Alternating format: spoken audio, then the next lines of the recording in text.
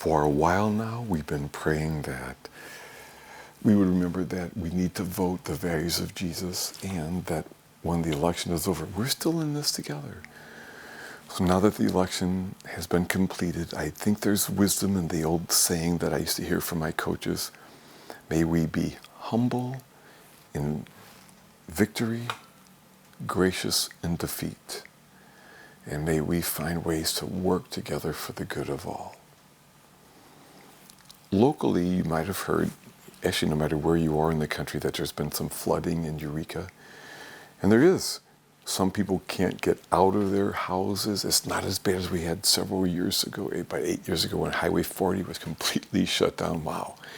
But for the most part, it's not bad.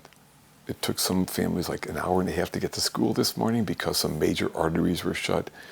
But we've already reached the peak, and things are starting to decrease. And those who know that they often get flooded in have stockpiled enough food that they're okay. So fortunately, the worst is over and it wasn't too bad. Anyway, today's gospel question is, what do you think Jesus notices about people? What do you think Jesus notices about us? Thanks for joining. Really glad you're here.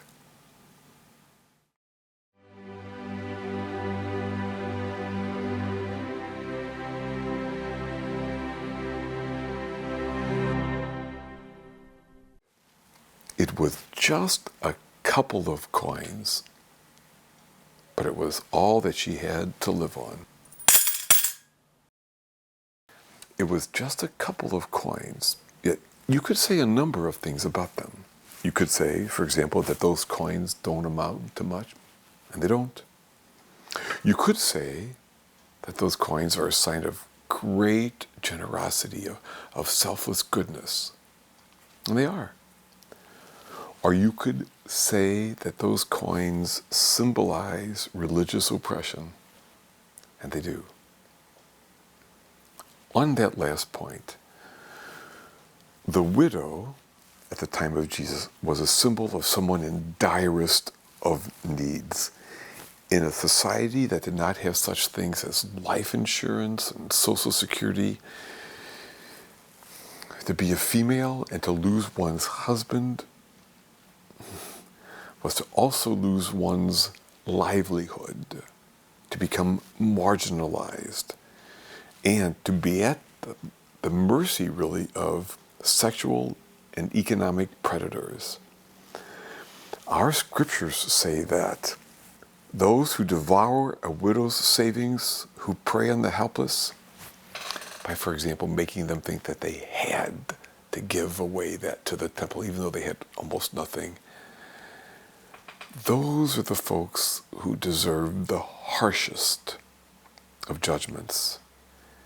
Now, even though she was being taken advantage of, it did nothing to diminish the goodness of her heart. She was doing what she thought God expected of her.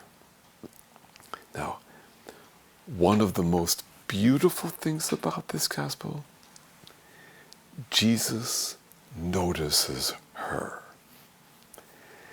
In the midst of all the craziness of the temple, Jesus notices her. He does not focus on the high and mighty who seem to have captivated the crowds, right? His seasoned eye picks out someone whom everyone else has overlooked. He observes this little, invisible, nondescript human being from the bottom of the social ladder. He notices her quiet act of fidelity and generosity. That is part of the profound blessing in the scripture for us. Some over 2,000 years later, what and who Jesus notices. Jesus notices the uncelebrities, so to speak, of this world. And our small deeds, when done by love, are seen by God, cherished by God, and remembered by God. No one else may notice them or ever know them even, but God does. You know, sometimes to this day, I think of those folks who cared for my mom in the memory care unit before she died, you know, bathing her, changing her sheets and her clothes when she soiled them, and doing it with kindness. They did it because they saw my mom and the others as persons, and they had that kind of heart. And I felt like I could never tell them enough how thankful I was, really. Yet I bet that their kindness often was unacknowledged. But I find comfort remembering that God always noticed. And I think of you. Maybe you too have a parent, right, with Alzheimer's or dementia in some form, and you feed them, wipe their chins countless times. You do all those things, and you think that no one notices, right? God notices. It's 3 a.m, and through bleary eyes, you put the sheets soiled by a sick child in the washing machine, knowing how exhausted you're going to be for work when that alarm goes off in a little bit. You are so tired and you feel so alone. God notices. It's Thursday night, and there are a number of parties on campus, and it's the only time that works with your friend who is struggling with algebra. So you do it. You sit with that friend and help. And it seems like the rest of the world is out having fun, partying on without you. God notices. You know, you clean up that mess someone else made. You stay true when someone is unfair. You sit with that other 6th grader who gets left out. You let someone else accept the glory for something you did. You just do what is needed for love, stuff that no one will ever know. But God notices. Yeah, those might not be the things that most people tend to notice when looking at others. You know, we so often tend to notice, you know, the latest gadget or car that someone has, or that person has worn that same shirt 4 or 5 days in a row, or what. We tend to notice those kinds of things. Those are not the things that God notices. God couldn't care less about all of that. For God's focus is on the goodness in the human heart and how that shows up in our lives. I know it can sometimes feel so lonely to do what is needed for love.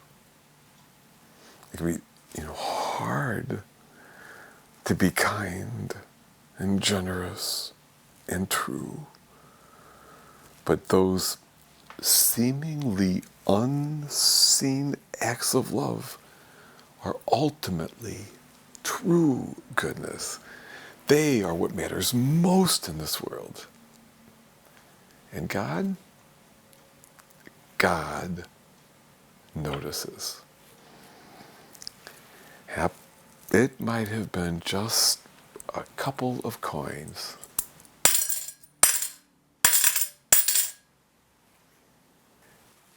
It might be any act of loving service, humble goodness, generous care. May that goodness be what you and I learn to see above all else in others and in ourselves as well, right? With all my heart, I know that is what God notices.